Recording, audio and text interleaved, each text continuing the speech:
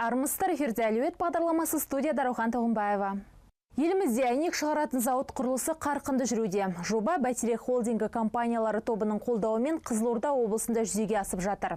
Жекелей алсақ, Қазақстанның инвестициялық қоры және Қазақстанның даму банкі жобаның сәтті іске асуына ықпал етуде. Басты стратегиялық әріптес американдық Stewart Engineering компаниясы. Мы реализуем этот завод. Біз аталған зауытты американдық Stewart Engineering компаниясымен бірлесіп жүзеге асырудамыз. Олар кәсіпорынның 20%-на ие. 80%-ы біздің еншілес Қазақстанның инвестициялық қорына тиесілі. Жобаның жалпы құны 197 миллион ақш долларына бағаланып отыр. Оның 25%-ын екі жақты салымдармен қаржыландырамыз. Бұл шамамен біз 40 миллион доллар салым салсақ, тиісінше 12 миллион долларды американдық тарап құяды. 28 миллионды біздің қазақстандық инвестициялық қор бағыттайды. Қалған қаражатты Қазақстанның даму банкі салады. Зауыттың өндірістік қуаты жылына 197 мың тонна әйнек шығаруға жетеді. Ал тәулігіне 600 тонна дайын өнім өндіріледі. Жоба операторы Орда Глаз жауапкершілігі шектеулі серіктестігі. Дәл осы тапсырыс беруші кәсіпорын әйнек өндіруде қажетті тәжірибесі бар. Сонымен қатар ең озық патенттерге ие әлемдік компанияларды жұмыс барысына тартқан.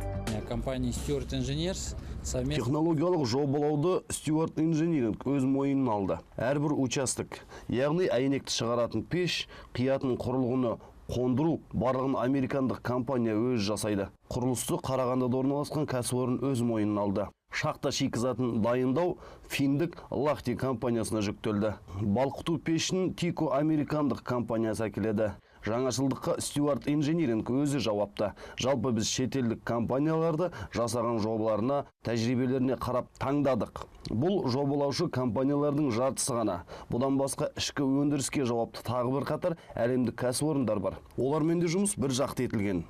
Бүгінде мамандардың айтуынша құрылыс материалдарының 100%-ға дерлігі шетелден әкелінеді. Жоба сәтті жүзеге асырылса, еліміздің импорттық тауарларға деген сұранысы азаяр еді. Айта кетейік, шығарылатын әйнектің 70%-ы ішкі нарыққа, қалғаны экспортқа жіберіледі. Болжам бойынша отандық өнім сапасының арқасында шетелдік бәсекелестерін нарықтан сырып тастай алады. Бұл тұрғыда баға саясаты да аса маңызды дейді Бәйтерек холдингінің басқарма төрағасы Қуандық Түшінбаев.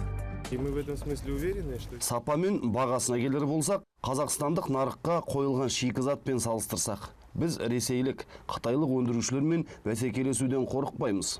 Транспорттық логистика жағында ұмытпауымыз керек. Олар бізге өнімдерін импорттайды. Біраз шығындары бар, ал бұл отандық өнім. Қазақстандық тауар өндіруші ұтпаса ұтылмайтыны анық. Біраз қаржысын үнемдейді. Сапаға келер болсақ, біз жобаны ең басында іске асырарда барлығын ойластырдық. Ешқандай сұрақ туындамау үшін әлемдік жетекші компаниялармен серіктестік орнаттық. Бұл тұрғыда да бәсекелестіктен еш қорықпаймыз. Егер нарыққа шығудан сескенсек, бұл жобаны жасамайтын едік қой. Сондықтан отандық тауар ішкі нарықта да, сыртта да аса үлкен сұранысқа ие болады деген сенімдемін. Жоба операторы қазірдің өзінде өнімді өткізу нарықтарын анықтауда.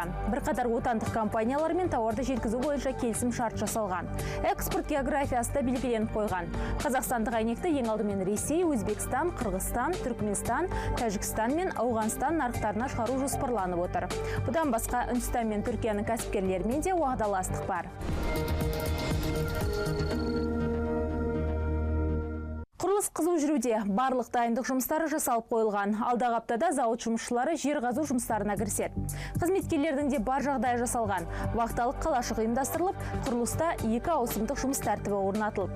Жергілікті бюджет есебінен сыртқы коммуникациялар жүргізілді. Айта кетейік, американдық серіктес кәсіпорынның ашылуына жарты жыл қалғанда, отандық мамандарды өздерінің Америкада орналасқан әйнек зауыттарына жібереді.